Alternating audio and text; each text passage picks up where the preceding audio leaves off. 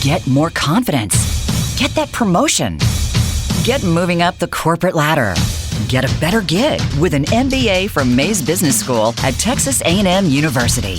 Whether you're starting out or stepping up, now you can take your career to a whole new level with a full-time MBA in College Station and convenient weekend options at Houston City Center. Texas A&M has a program to suit your schedule. Visit mba.tamu.edu. And Giga Maggie.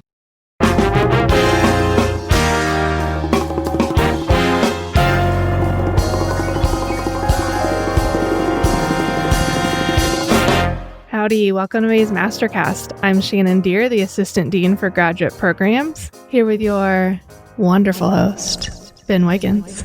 Hi, Ben. Hey, Shannon. How are you? It's a beautiful day in Aggieland. It is a beautiful day in Aggieland. It has been gorgeous weather. Yes, a lot going on out there still with COVID, but so we wish all our listeners the best, and we hope everyone's safe and healthy as best you can be. Absolutely. On today's show, we have Andrea Mayes. Andrea is currently a consultant for Sterling, which is a business consultancy that helps mobilize nonprofit organizations and the people behind them. Prior to joining Sterling in 2017, she was an internal consultant at Kinder Morgan, working on pipeline integrity. She's also had a very interesting past. For 3 years, she was a teacher for Teach for America in Houston ISD, and she's a graduate of our Professional MBA program, class of 2016. So we have a fond place in our hearts for Andrea and appreciate her being on the show today. Definitely looking forward to the discussion. We welcome Andrea Mayes to the show. How are you doing today? Good. Thank you for having me. Really excited to be here. It is our pleasure to have you. How was your weekend? It was a wonderful weekend. I mean, it's Mother's Day weekend, and we get to celebrate all of the amazing women that shape our lives, whether they're real moms or spiritual moms or good friends. And then, of course, my kids and my husband spoiled me. So it was a great weekend. That is definitely great to hear. Let's start with our icebreaker question. What is your favorite superpower? Okay, my favorite superpower. I think my favorite superpower has got to be empathy. I mean, I think if you think about, the Marvel superheroes or even the modern day superheroes, they've got to have a sense to be able to feel and really understand what's going on in the world and what's going on with people. And I feel like, if you don't have empathy, can you really make a difference? What do you feel is the best leg up that empathy gives you? Not in terms of being able to perform beyond others or whatever, but you talked about making a difference.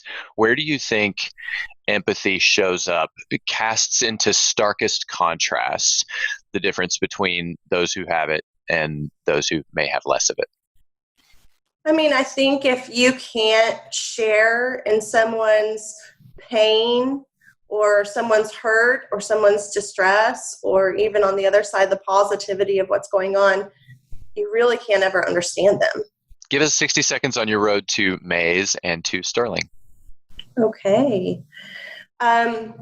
I've always been motivated by a lifelong desire to make the world a better place. And so in 2007, I moved to Houston right after college to serve as a Teach for America Corps member, where I spent 3 years in a classroom serving low-income youth in an inner-city Houston ISD school.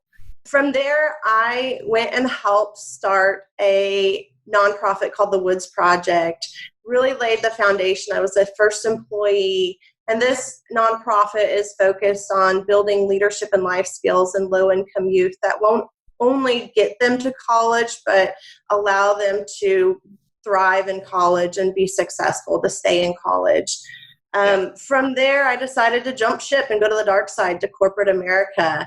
And I had an awesome stint at Kinder Morgan where I served as a internal consultant on a pipeline integrity project. But it was also there that I realized what I didn't know. And so during that time is when I went to Mays to get my MBA.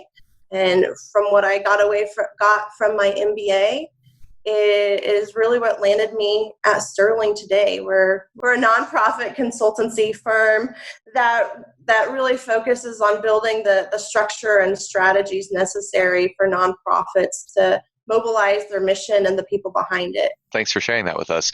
I want to go back to the very first thing you said in answering this question, which is that you've always been possessed of a desire to make the world a better place. And that it kind of helps me I think it helps us dig a little bit on the answer to your superpower question. So you mentioned earlier that if you don't have empathy, you can't sort of meet a person where they are. Where do you think that helps you the most in making the world a better place? What has surprised you about either your own empathy or the empathy of others in your quest, as it were, to make the world a better place? Empathy is just something that is built within me. I mean, if you look at my strengths finders, my top 5 strengths finders are achiever, believer, connected, relator, learner. And so everything that I do, I have to feel like I believe in it, like there's purpose behind it, that I'm connected to it, that I can relate to it and have relationships within it, that I'm constantly being challenged and learning, but also that I can make a difference. Like, the achievement side of it means that I've got to have a direct impact, and a social impact is what it kind of relates back into. Sure. Okay. That makes sense. All right. I like that answer. Thanks for sharing that with us. Let's get into some of our team building questions. Where did you grow up? I grew up in a small town in southwest Kansas. The population is 2,000, and I had 40 in my graduating class. How do you feel, just very briefly, how do you feel that's shaped your journey, like coming from a small town? I think that I had a very naive understanding of the world, and I think that made me really upset. Oh, it upset you because you felt that way even as you were coming out of that town, or you were upset later on? It was when I was later on. I didn't know what I didn't know, growing up, but it was when I got to college and was exposed to some of the real big issues that are out there. And it made me angry that, other kids didn't have the same opportunities that I had, or that hunger is a real issue, or that, poverty is a cycle and it impacts all different kind of social issues, just being stuck in that cycle of poverty. So I think growing up in a small town where I was pretty sheltered, amazing community, everyone knew everybody, everyone was supportive. I just didn't understand the world as it really is. I just kind of lived in a bubble. Yeah. I'm from I wouldn't call it a small town. It's called College Station. And I did think that every place in the world was like here. And I went to college and found that is not the case. College Station is a very exceptional community in a lot of ways. But that had an impact on me as well, learning that not every community is like this one. And some of the discoveries were sort of some of the same discoveries that you made. Although, speaking frankly, if I had spent more time in Bryan, I might have known more about that from the beginning, and maybe that's on me. How many in your family? There are 5 kids in my family. I'm one of 4, and I have 4 brothers. So I'm the only Okay. What was that like? Very competitive growing up, for sure. Yeah. Did you have to make sure you got to the food before everyone else ate it? Absolutely. Food was a huge thing. And cereal was a huge thing, because it's like, if you didn't get up early, maybe that's why I get up early. You don't get the best cereal. What was the best cereal? Oh, Fruity Pebbles by far. But we never got them. We couldn't afford them. But when, at Christmas or our birthday, we would get a box of cereal, Fruity Pebbles was it. Did you get to reserve that cereal? Like if it was for your birthday, was it only you? Nope. If I could hide it in a place that my brothers couldn't find it, then you could say I reserved it. But everything was on the table. That was a head shake of disappointment. They did not allow us to hold a box of cereal for ourselves, even on our birthday. What was your first job growing up? My first job was probably a sales job when I was 5 years old. I made some flowers out of toilet paper rolls, and I decided to go and sell them door to door. How'd that work out? I made some good money. I also made some new friends, like older family members that or neighbors that just appreciated my hard work and my creativity. Well, I am now appreciating your hard work and creativity as well. So my hat's off to 5-year-old you. I made the phrase "I also made some new friends." That sounds like an extrovert's answer. Do you consider yourself an extrovert? I am an extrovert. Okay. I love people. Love to be with people? Mm-hmm. How has quarantine affected you? In a lot of different ways. I mean, there's good days and there's bad days. I've got 3 young kids here at home, so I'm managing work and still meeting with clients while trying to make sure that all my kids are taken care of and getting their school done. So I think that in one way I'm very busy, but in another way I very much miss personal connecting with friends. Thank goodness for technology and FaceTime and Marco Polo and things like that, where we can see one another and talk to one another and not have to try to fit it into our schedule. Yes, definitely agree. What was your greatest challenge as a child, aside from dodging 4 brothers? Oh man, that was my answer. I mean, Sorry, I didn't mean to step on your answer. Everything was competitive. It was, who could get the food first, or who was the best athlete, or who could make the best grades. And so it was just this constant state of competition in our home. And I don't know that it was necessarily intentional, but, how I'm built is I want to achieve. And my husband always says, you have the I can do anything you can do, and I can do it better mentality. So I think that was my greatest challenge, was really trying to figure out how I could outbeat my brothers. Yeah.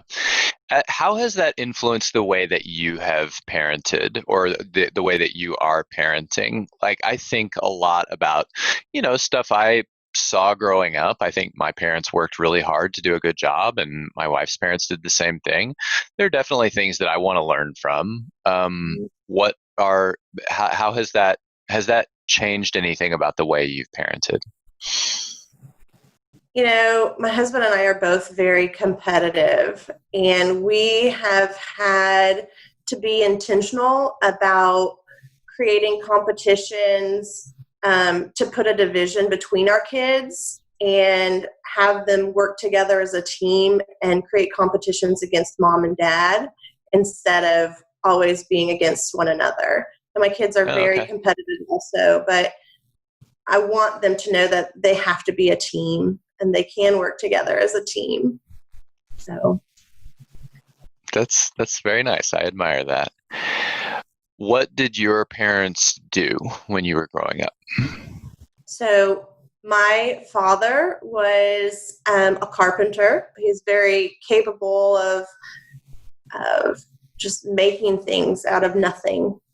He builds things. He's amazing. He's creative. And as I got a little bit older, that wasn't a sustainable career in a small town where sometimes people can't pay you. They pay you out of banana bread. And so that's not always the best thing for a whole family. And so he went into he got a job out on a pipeline doing the mechanical work on the engines and, I'm really not sure what all he did, but he got into pipeline and he was making sure that everyone was safe as the gas and the oil was pushed through. So my mom was a physical therapy assistant, and she is probably the person that I learned the most from about how to relate with one another. She loved working with people, and she brought humor and laughter and fun into everything that she does, and she still does today. Beautiful. As we discussed earlier, you started in communications, taught for 3 years, transitioned to energy, and then nonprofit consulting. And in there, you earned an MBA. You've made some pretty dramatic career pivots. I can relate to that. What were there any unexpected particular landmines that led to these pivots? You said at one point that you learned how much you didn't know. I remember you saying that. But what were there particular events where you thought, okay, I got to go do this? Yeah, absolutely. When I was in college, I was trying to figure out what I wanted to do. And one of my friends had called me and was like, I need to talk to you right now. I need to talk to you.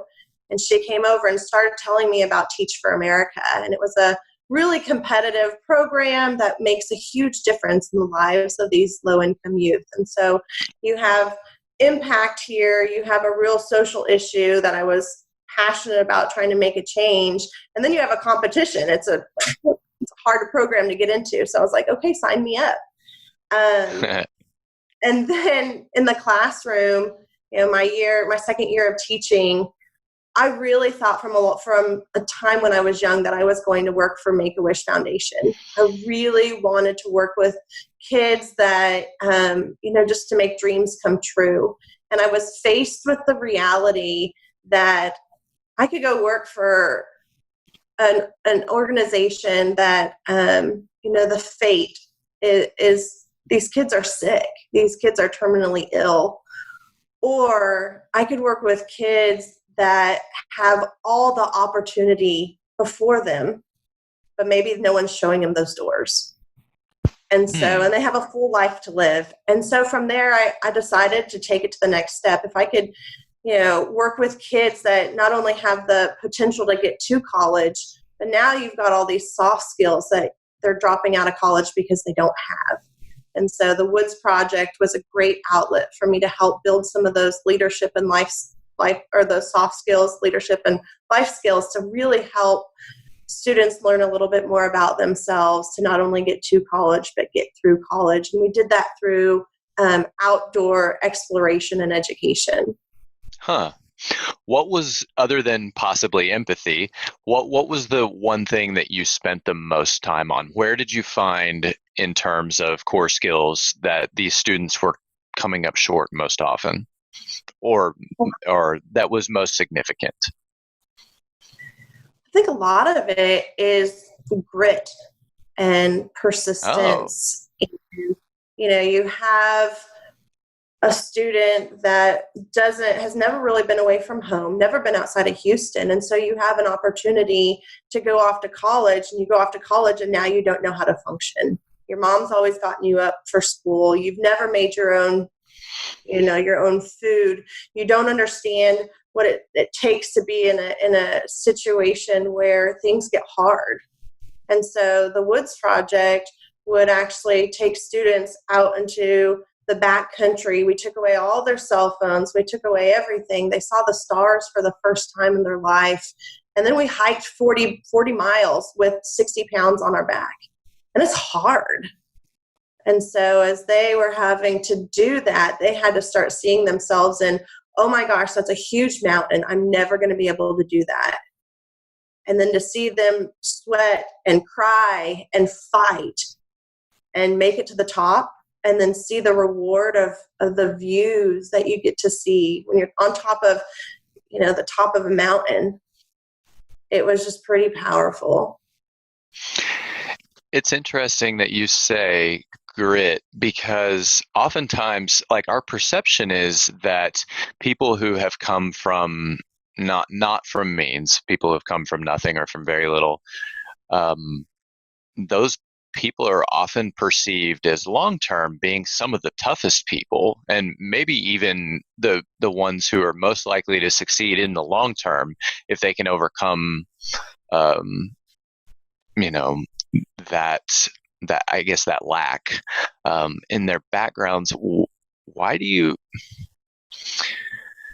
So I'm trying to kind of put two and two together. You said that grit was the thing that seemed to be the most in absence, but my guess is that for those who hang in there in that moment, that oftentimes grit ends up being an asset for them long term, even more so than for people who learned it from a young age, perhaps. I'm not sure exactly what I'm getting at here, but it seems like, I don't know, I was a little surprised to hear that answer. Does that make sense?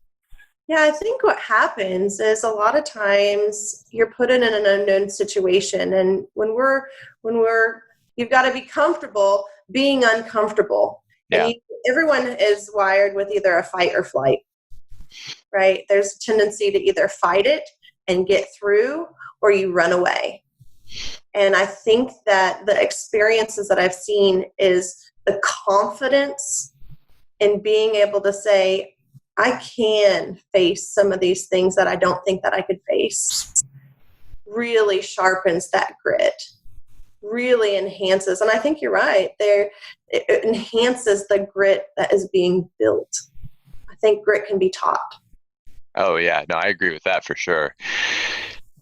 Shifting gears a little bit on that, but continuing with sort of your career journey, very few people's career trajectories are as linear as they imagine their career will be when graduating from college. Right. But even accounting for that, what is one thing you would have done differently in your career progression, knowing what you know now from, say, like the day you started college? I would completely agree. Everyone calls it the career ladder, and I completely believe it's the career jungle gym. It is all about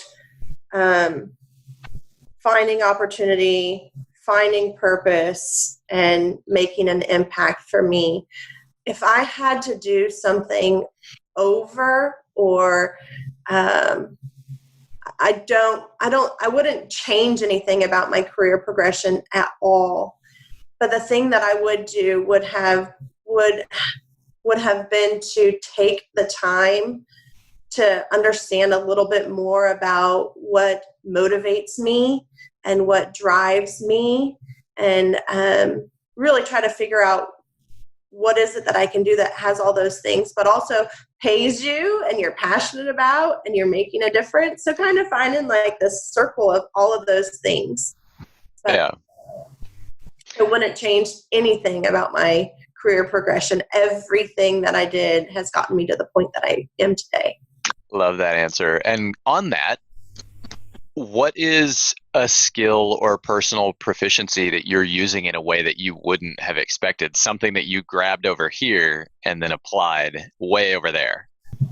One of the things that I see that I've had to use, and I don't think that I understood it from a very young age, and now I see it being played out daily, is the application of emotional intelligence. The understanding and awareness of not only yourself, but what's going on around you and the people around you is so incredibly important in what I do every day. Every client is different. Every project is different. All the personalities are different. And it's something that I'd really had to, I think it was innate within me, but I think I really had to sharpen those skills to be able to maximize it in my daily life.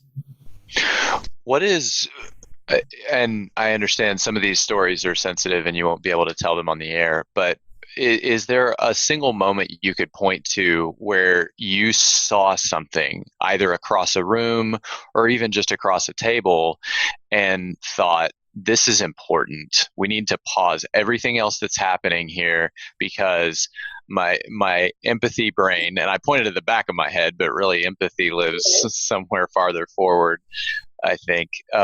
But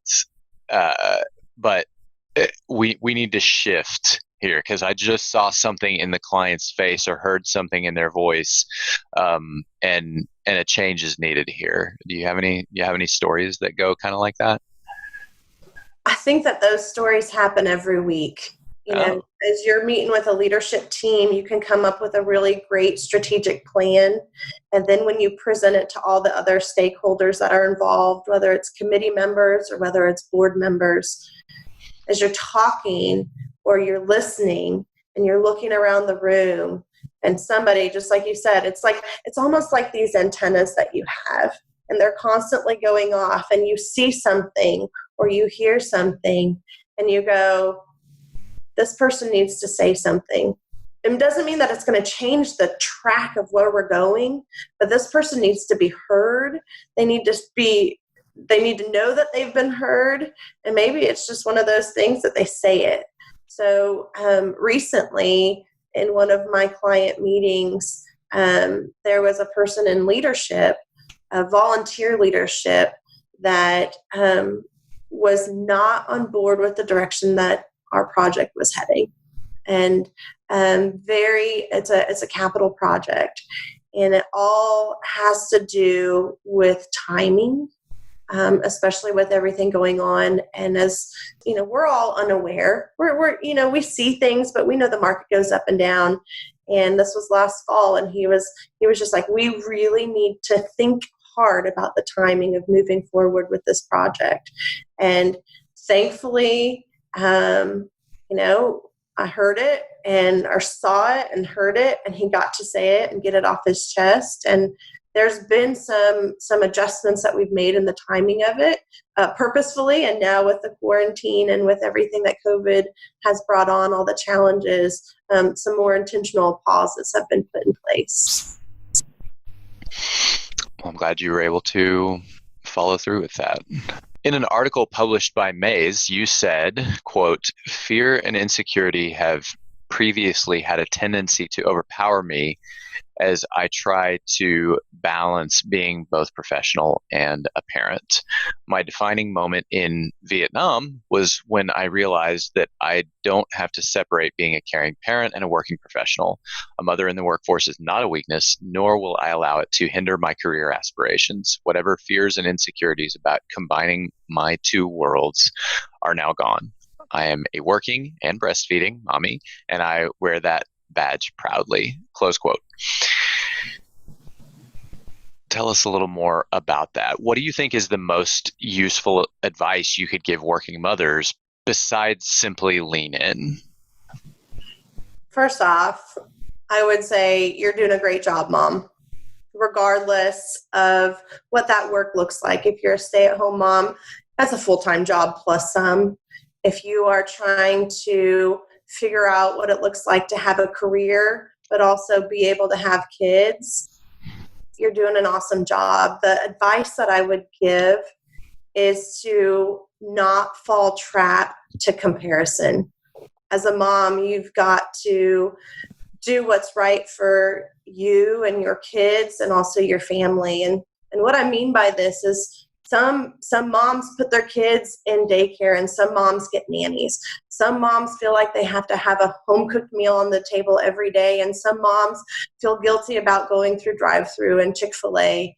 And I think that, some moms are stressed because they're away for work. But I think that what we have to do as moms is we have to link together, and we have to do and be confident in what we feel is right for our kids and not look at other people and say, well, how are they doing it? Why am I not doing that? And tear ourselves down. But we've really got to build one another up. Yeah, totally agree with that. Comparison is definitely the thief of joy. And also something that I think our society is doing a little bit better job of now, still a lot of progress to make, but for people who have adopted different life pursuits or different lifestyles to kind of empathize with each other and to say, hey, you're a working mom, you're a stay-at-home mom, you're someone who works and doesn't have kids. You're someone who works and chose not to get married. And all of those lifestyle choices are okay. And we support each other in those things. And I think we do a better job of that than we used to. But again, still a lot of progress to be made there. What else should our listeners know about your experience in Vietnam? What made it so impactful for you in the class of 2016? One of the best things about doing the professional MBA program was that one of the requirements is that you get to do an international trip, and you get to do it with the folks in your cohort. And going to Vietnam was awesome in that you learned so much about business and other cultures. But the most fun that we had was really getting outside the classroom, breaking down those barriers, doing life together. And that builds teamwork, that builds trust, that builds understanding, that builds strength, in my opinion. And also it builds an opportunity and a shared experience with lots of laughter and fun and humor. And if you can imagine, a 250-pound dude with 2 roadies in his hand sitting on the back of a Vespa with a 75-pound driver going all over Vietnam. I mean, those experiences are amazing, and they're shared, and we'll always have that in common. And I would not have traded that experience to Vietnam for anything. But it was about the people, not about the academic learning, although that did happen. Talking a little bit about consulting, this is a highly desirable field for many students. Tell us a little bit about what your day-to-day looks like, and maybe not so much right now under quarantine, but before now, and maybe what you expect it will look like after the COVID crisis we start to get our arms around that.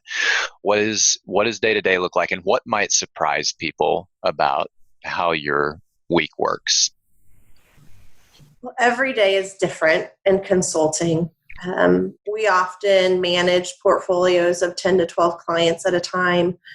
Some clients we meet with weekly, some clients we meet with bi-weekly, some clients we meet monthly. So it really depends on the week, and it depends on the day.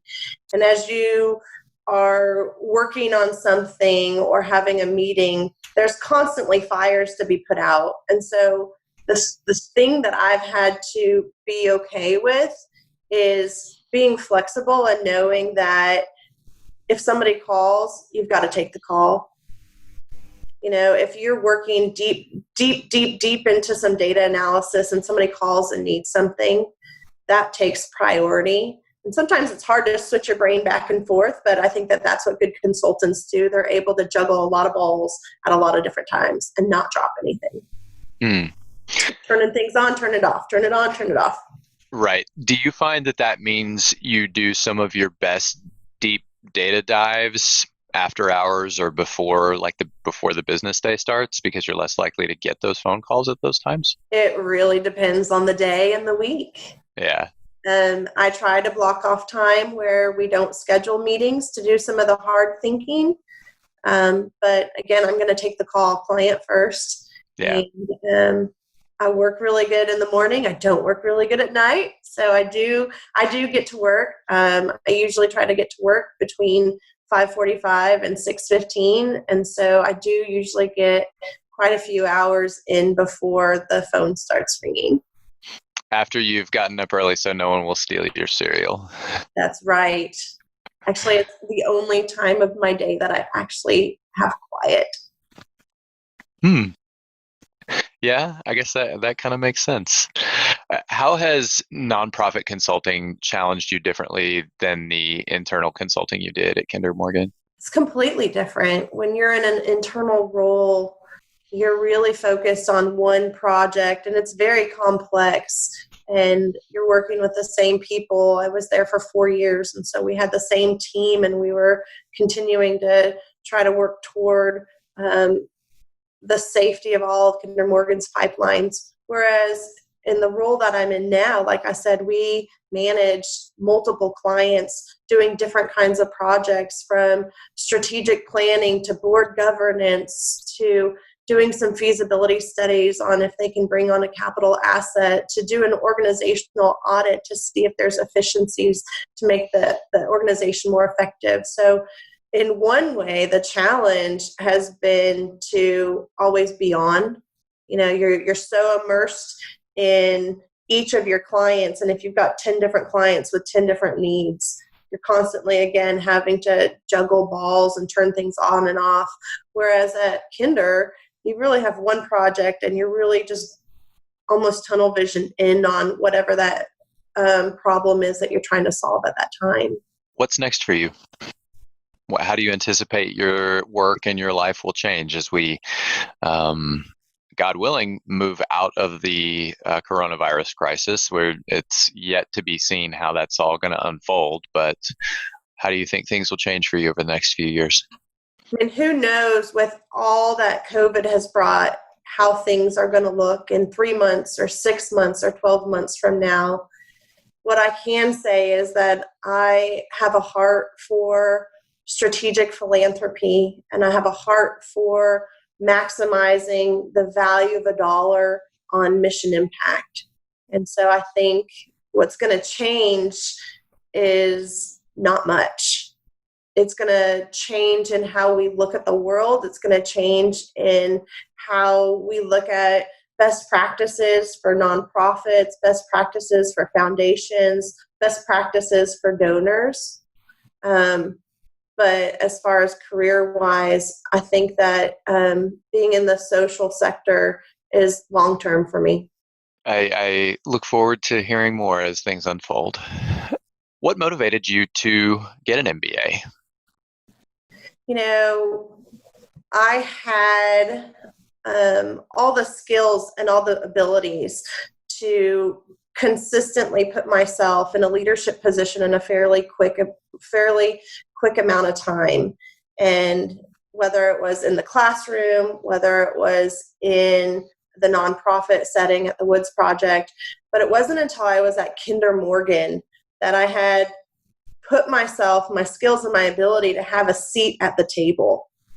But what I realized is that I didn't have a voice, because I didn't understand all the different aspects of business. My business acumen wasn't sharp enough to fully have a voice at the table.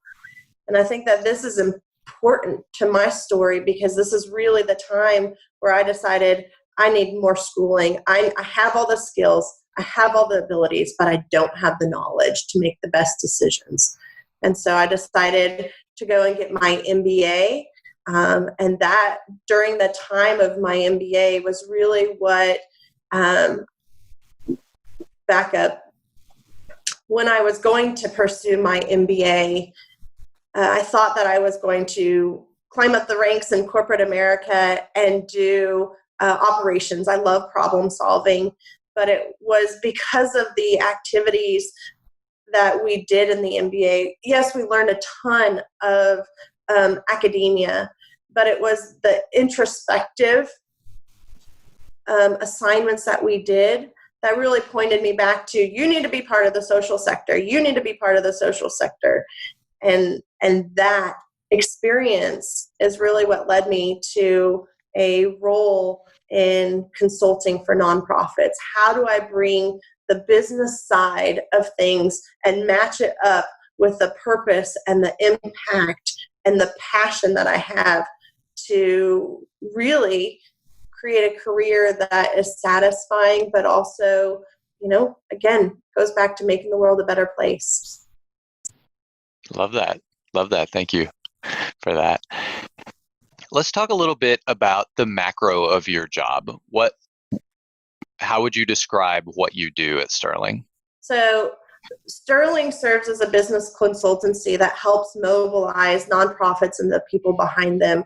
We equip these organizations with structure, with strategies and resources to really not just operate stronger and effectively now, but really looking at the sustainability and being able to help them be around for the long run. What do clients find is the most valuable thing that you do for them? What do they say after the fact? This was what was really valuable to us in working with you.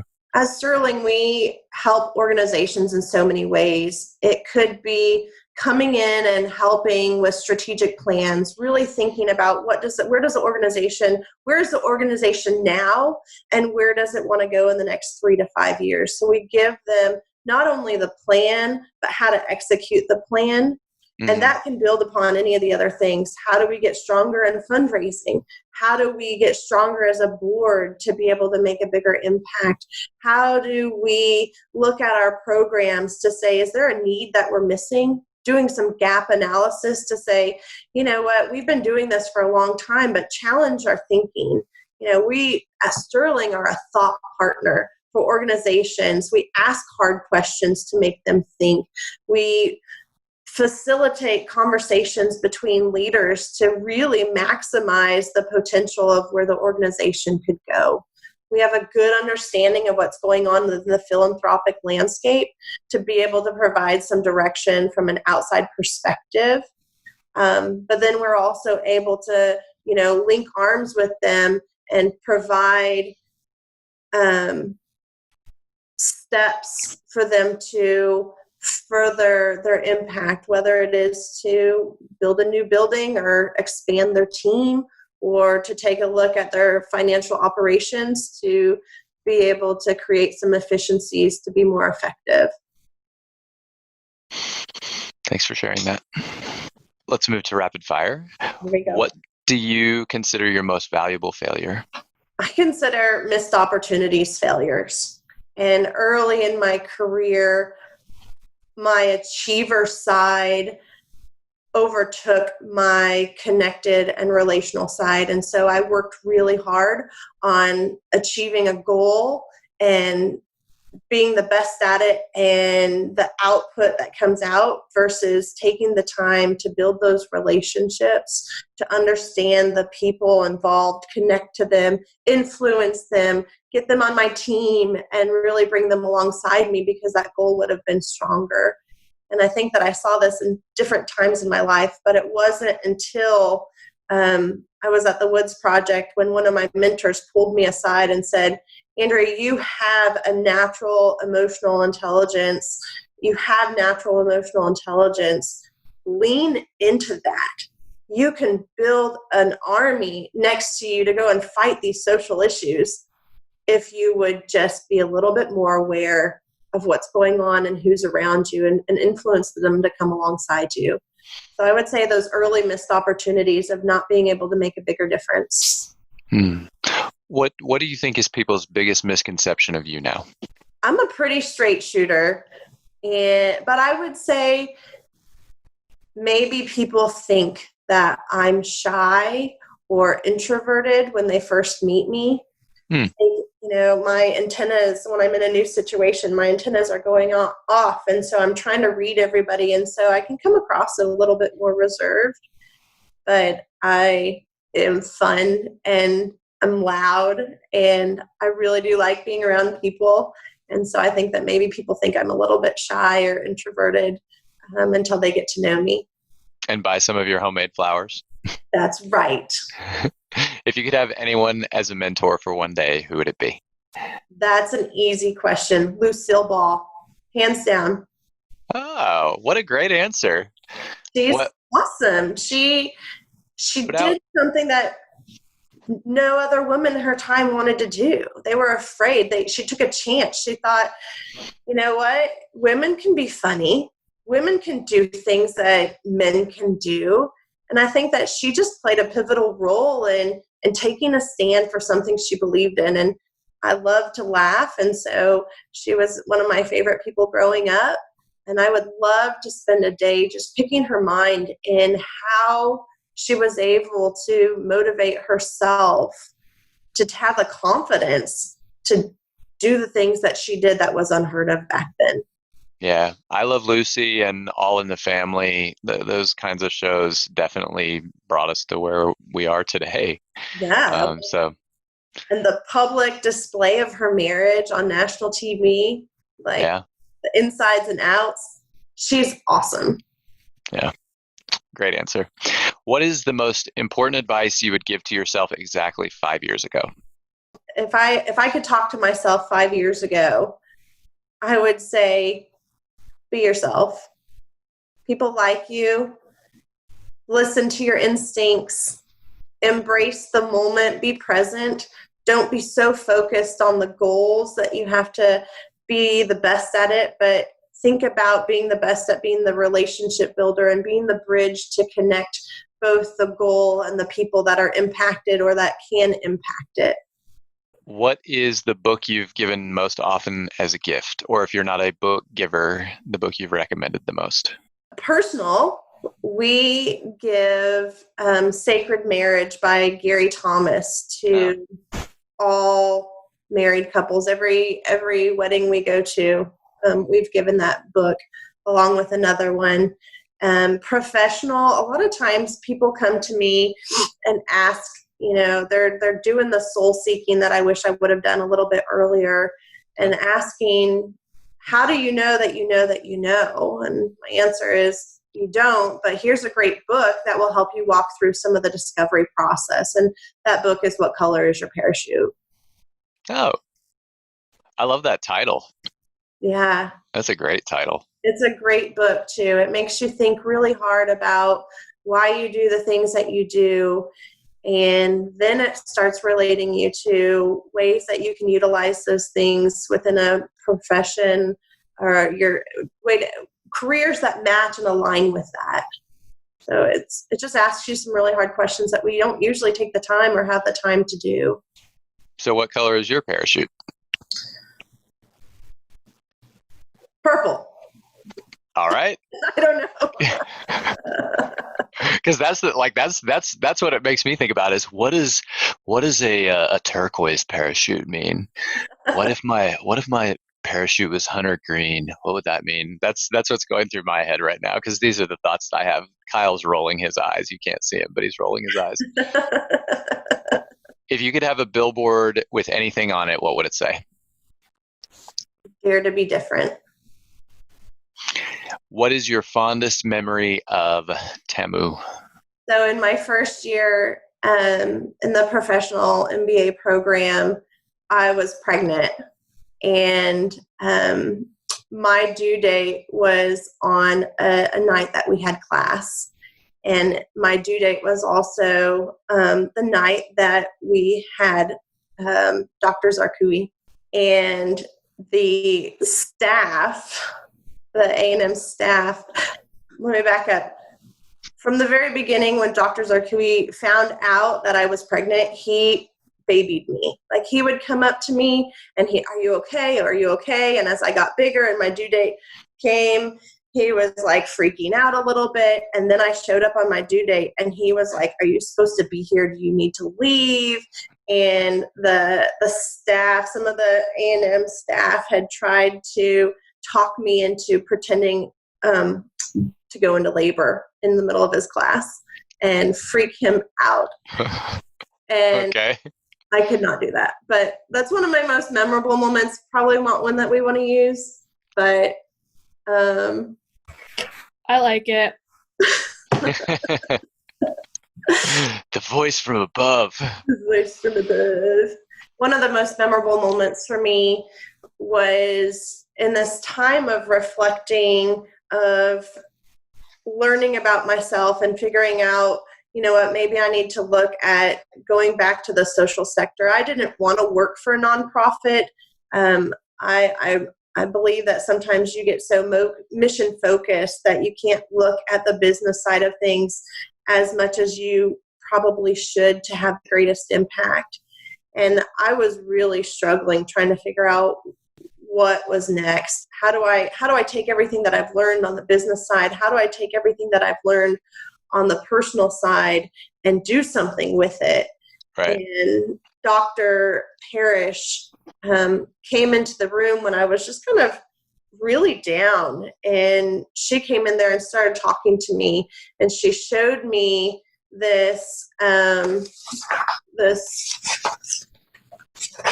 this Venn diagram of what of what life is really about, I guess you could say. And it's talking about how you mix passion and mission and vocation and profession all into one to find your purpose. And those are things that you love. It's things the world needs, that you're paid for it and you're great at it.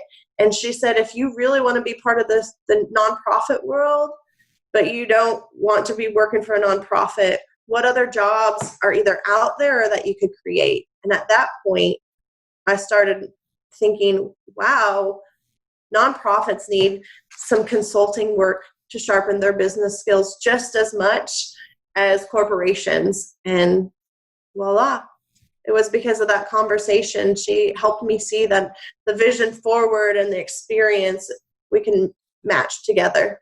That's great. That's great. This is the Ikigai chart, right? The one with the 4 circles, and yeah, that's the one. That's the one. It's my my screensaver or my background on my desktop. Yeah. Really good stuff. Anyone that you would like to send some good bull? During this time of COVID, everyone is having to adapt and change and innovate. And there's so many people that we could recognize that are serving on the front lines. But for me, I would like to just send some good bull to the teachers at James E. Randolph Elementary School out here in Katy ISD. They have done an amazing job keeping my son engaged, continuing to teach him, and allowing him to not experience this transition as rough as it could have been. They've done an amazing job of providing counseling topics. There's a video every week that talks about how do you deal with your feelings and how do you talk about them. And so they've been a great partner during a time where we're all trying to figure out how do we deal with our feelings and how do we deal with the unknown right now. Good bull, and for sure. I'd like to send a shout out to Josiah's teacher, Mrs. Roy. She's his kindergarten teacher, and she's just been absolutely amazing in keeping him engaged and working hard and continuing to learn. Good bull, for sure. Andrea, thank you so much for your time. We appreciate you joining us today. Thank you so much. Appreciate y'all.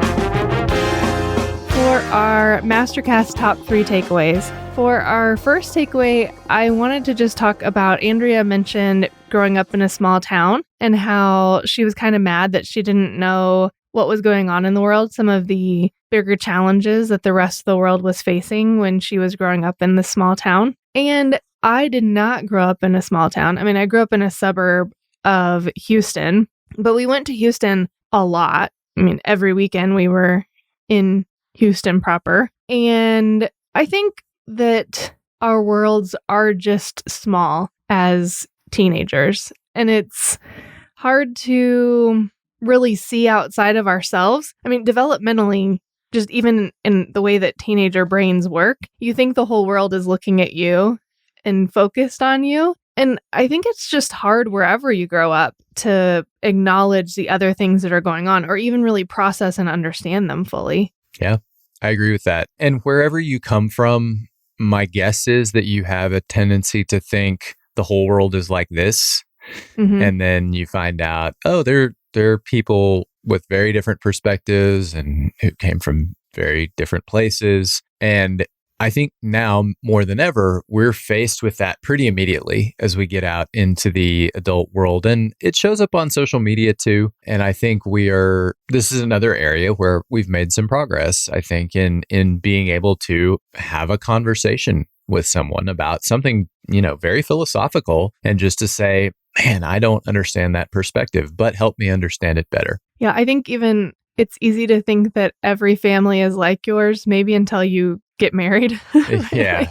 I think that calls out a lot of the differences, because even I mean, I could see some key differences between my family and other families, but a lot of what's on the outside or the surface might look the same, at least within your community. And boy, you start digging a little deeper and it is very different. The giraffe clan and the deer clan are not always the same. No, they're not. Or the night deer clan are not always the same. Yes. It is really, I mean, it's really interesting. My grandmother used to always say, it's a miracle that any couple comes together to create a family just because your backgrounds are so different. Yeah, that's the whole dance. But yeah, I don't know if there's anything I can really add to that except to say that people who are struggling with that, with kind of learning, holy hell, there's all this stuff out there that I never knew about. It's not just you.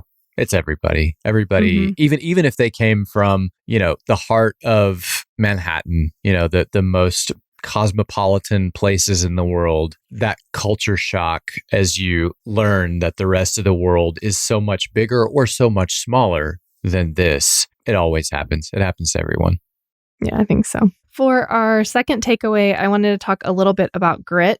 I had the same reaction during the interview that you did, which was, oftentimes people that are living without, people that have maybe greater challenges as children might have more grit. But as she was talking, was processing this idea that I think for grit, oftentimes to be activated, really activated, you have to know that you can do something, or you have to have that one person that believes in you. It has to almost be activated, right? Where otherwise it can be very misplaced, maybe.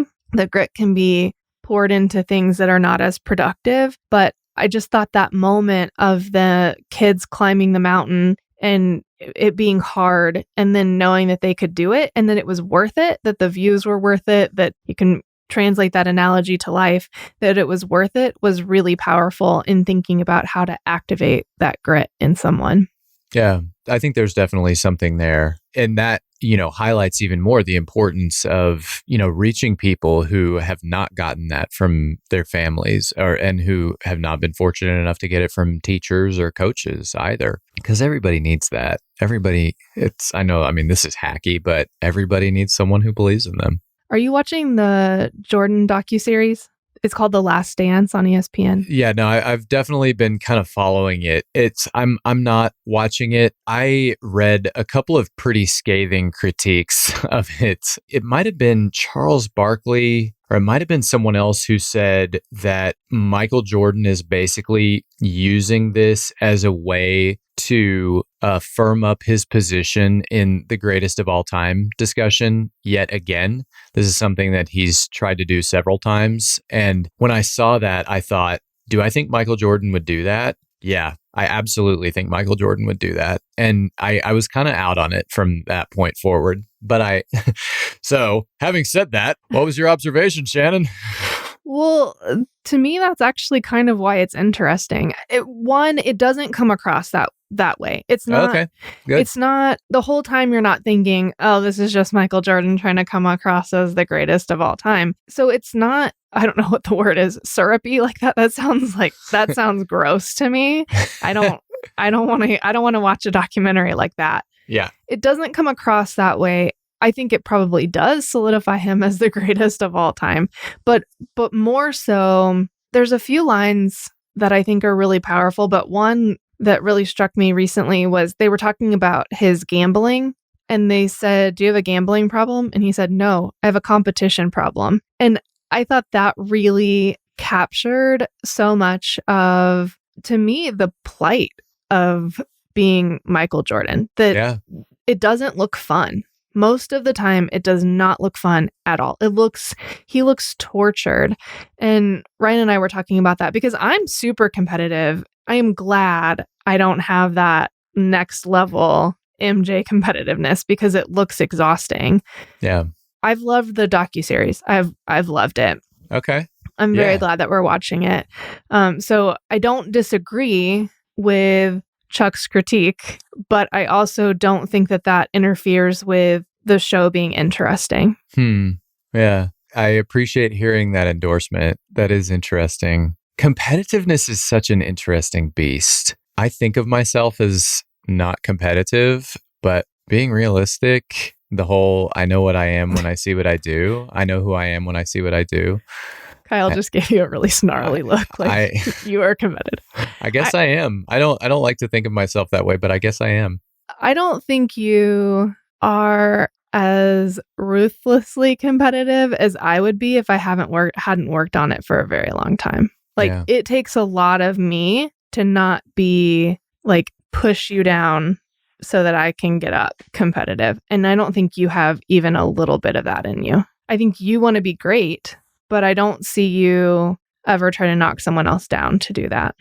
Well, I appreciate that. I guess for me, some of it is in the fact that success is hollow if I don't have people to share it with. And, it's just, and maybe in a way that's a weakness because doing really well at something, doing something well should be its own reward. But I have a harder time pursuing things where where it's hard to comprehend what success looks like. And so I can't easily share it with others or share in the experience with others. But yeah, so I don't know. I think the sharing experiences with others has been a really interesting part for me, is missing that shared experience with others, the ability to celebrate with others. I think part of it, and maybe this is part of that competition, but I think it's more than that, is that there's so much of what we are doing right now is unseen, and it's just not as fun.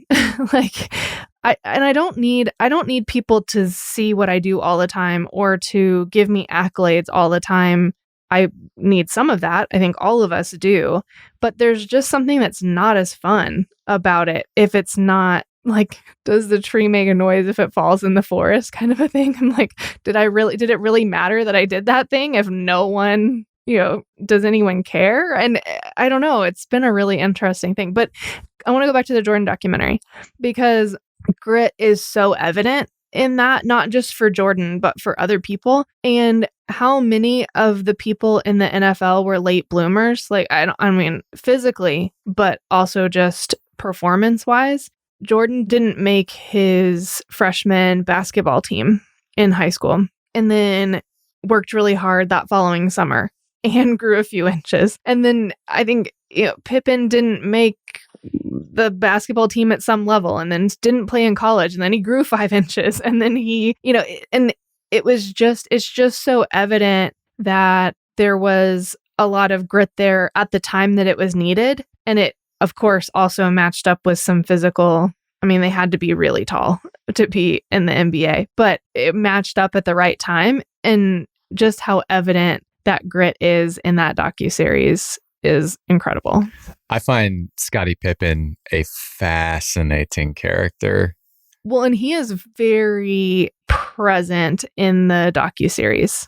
It's not presented as a docuseries about Jordan. I mean, that's how my husband presented it to me. He was like, do you want to watch the Jordan docuseries? Yeah. I was like, whatever. But it's really about the team. And Pippen is there. I don't want to, for people who don't remember the whole story, I don't want to spoil anything. But I mean, he definitely has some interesting aspects of his character that play out in the game a few times. And his contract was interesting. All of it is really fascinating to watch him. Yeah. For our third takeaway, this weekend was Mother's Day, which was lovely and maybe challenging for a lot of people for various reasons. That Mother's Day is just sometimes challenging, and that COVID made it even more challenging. But I wanted to talk about the mommy guilt piece, which is a well talked about issue. So we don't need to go too deep into it. But it just was striking me that it is so fierce because parenting is so personal, or maybe motherhood is so personal, and how so much of that is seen and observed by other people. And I don't know, it's fascinating and sad and hard. And I don't want moms to experience that. No, I don't want them to experience it either. And I don't know how much of this is endemic to our culture and how much of it is endemic to mom's psychology, because as a dad, I never feel like, I feel like there are trade-offs for sure, but I never feel like I have to apologize for being a dad. And if I had been doing something else that was a little bit more of, an open community in terms of what I'm doing business-wise, even there, like I just don't feel like I would ever have to even think about being a dad. And I wonder how much of it is imposed versus internal. And I'm not saying that means that, women or moms are doing something wrong in the first place to feel this way. That's not what I mean. Emotions are not wrong. But I do wonder about where the psychology of that comes from. And it's probably different for each person. Well, I do wonder how it differs across cultures. I don't have enough data to answer that question, but right. I do wonder if it's less in a community that, kind of the it takes a village model. If in a community that has more shared responsibility for children versus in our society, which has now become much more isolated as a family, where I think then the parents do take on more of the individualized burden of raising the children, and they do it in really unique and specific ways compared to other families. Yeah. Yeah, that makes sense. I will just say on that point, we obviously know mommy guilt is a real thing and it's well talked about, but I appreciate all the mothers out there and how hard, especially right now, they're working to balance so many things. I can't imagine having young children at this moment with COVID and being home and trying to entertain them, whether you work or not. I just can't even fathom. So thank you to all the mothers out there, and happy Mother's Day. Yes, happy Even Mother's though this Day. will come out months after Mother's Day. That is true. You want to close us out with a quote? Yeah, I will close out with a quote. This one is from The Stand by Stephen King, and it felt applicable in the time of COVID. No one can tell what goes on in between the person you were and the person you become. No one can chart that blue and lonely section of hell. There are no maps of the change. You just come out the other side, or you don't. Thanks for listening. Thanks for listening. An MBA from Texas A&M University can take your career to a whole new level. With full-time and weekend options, Texas A&M suits your schedule. So get a better gig. Visit mba.tamu.edu.